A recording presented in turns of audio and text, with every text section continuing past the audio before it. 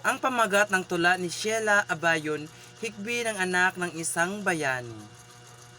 Una, anong nakapagpapahikayat sa mga tauhang nabanggit sa tula?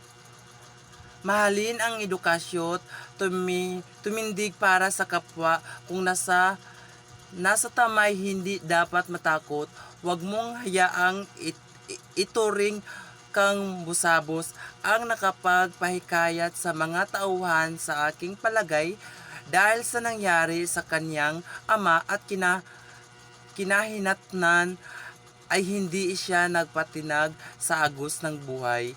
Hindi siya natakot at nagpadaig daig sa halip na ay mas lalo niyang pinagtibay ang kanyang sarili upang makatulong patuloy lamang ipaglaban ang karapatan ng bawat isa sa tulong ng ating edukasyon.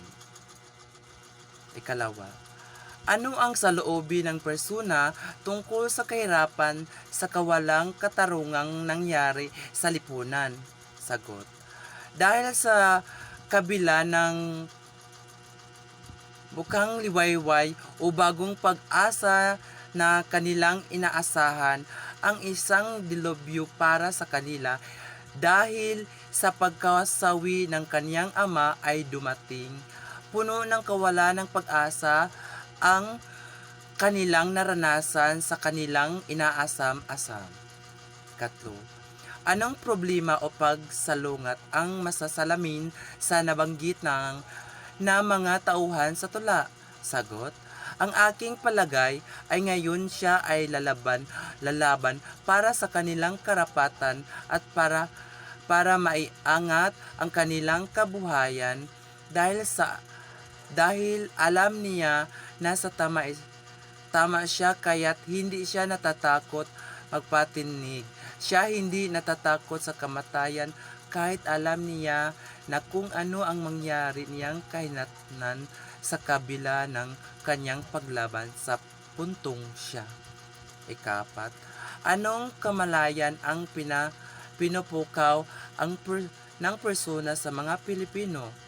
Sagot, kamalayan sa diskriminasyon na kinaharap ng mga Pilipino, mas lalo't hindi ang mga mahirap na walang kalaban-laban, binigyan buhay ng mga aktor ang kamlaayang ito sa pamamagitan ng kanyang nilikhaing tula, binigyang linaw nito ang pagnanais ng mga ordinaryong mamamayan na lalong naghihirap na laban at iligtas ang sarili mula sa pagkakalipi ng naghaharing uri ng lipunan.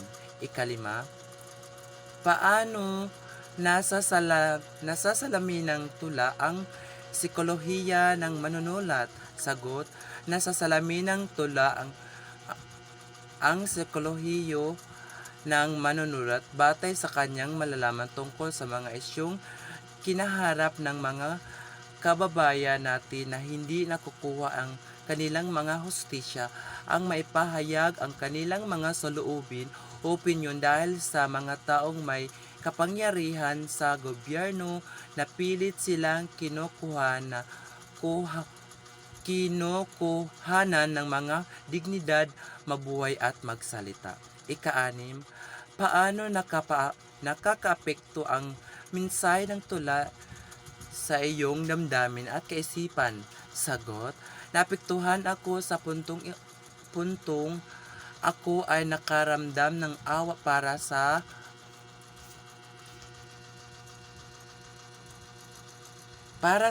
kanila.